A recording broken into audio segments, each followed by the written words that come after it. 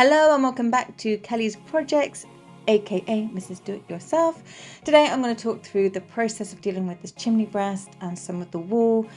Previously it was a dark red brick wall and fireplace. If you haven't seen the video on how I dismantled that, please do go and watch it. Trust me, it had to go. Then we got an Ahitas engineer who was able to install this beautiful wood burner, oyster chamber and black polished granite hearth. Also, I spotted that this chunk had been taken out of this corner.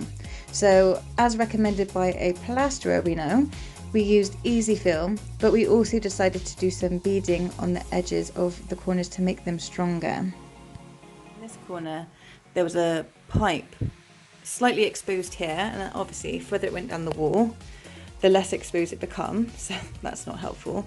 But I've used like the left hand side of the pipe because that lines up with the corner of the cove-in.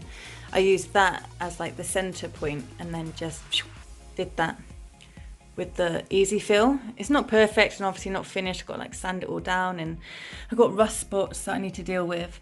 But I was thinking, should I get some of that beaded and put in there maybe? Would that even fit? That would help, I think. And then maybe down here as well. All right, I just have to document this moment because I bought some beading, which is going to go down the sides of the chimney breast. I'm praying that one even creases nicely in that corner. And then here to try and fix this one. And because it's quite an exposed wall, I thought let's add a bit more protection whilst I have the opportunity. So, all I need to do, I've measured it, I've cut it with my wire cutters. I've got my small nails, which fit into these holes. So now all I've got to do is attach it to the walls, and off we go. Okay, so the first one is tacked on. Hoping this does the job. Here we go. First one pretty much. Okay, so coat one done. It was easier to do at the bottom.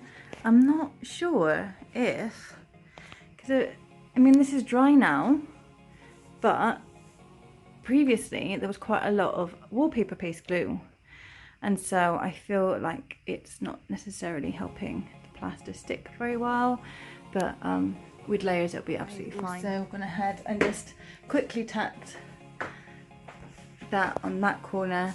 I'm not sure if my idea of putting that one in the inner corner is going to work because it's not wide enough, but let's see how I get on with that tomorrow. I also have one quickly tacked up on that side that needs to be fully tacked in, and one there as well.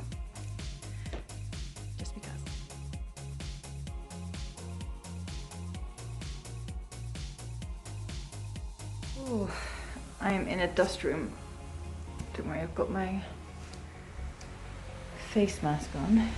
It literally looks like it's been snowing.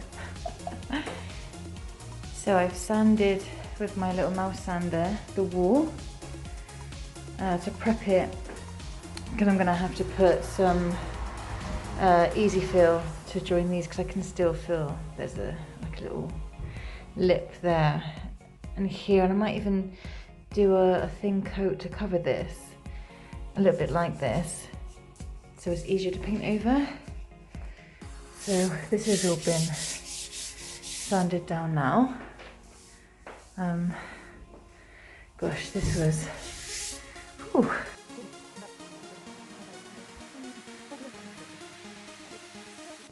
So I've covered most of the wall by now in easy fill.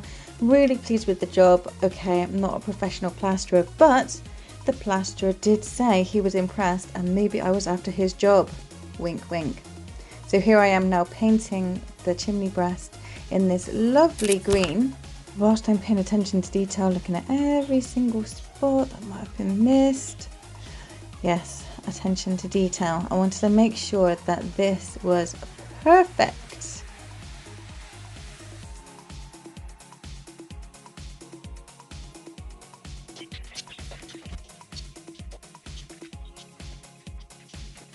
But oh no, we had some cracking. So I had a couple of bubbles on the wall, which was to be expected slightly. I was looking out for them, to be honest.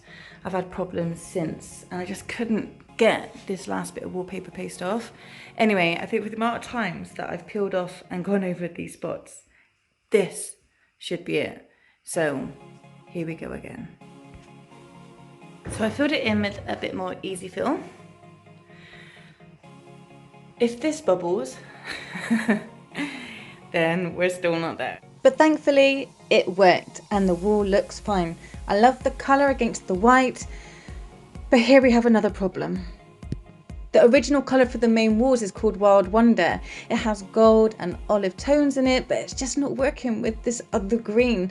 It was very underwhelming. I looked at it in different lights, trying to force myself to like it, but it was very underwhelming. So we took the risk and went Black Hill Shadow, and boom.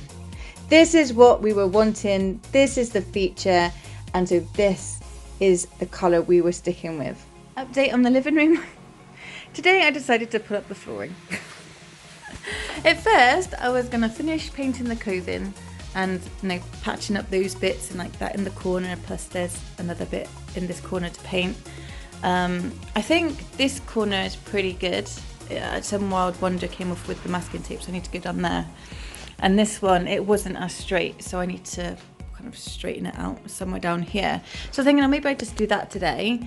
But then I noticed that the flooring in some places was quite close to the walls, and I thought, do you know what, actually let me just get all that up first in case anything gets damaged or scagged, and then I can fix it and then still, do all of this at once. So the next step was to get the fire installer Behetus man back in again and make these massive holes in our wall that I just painted to install this beam.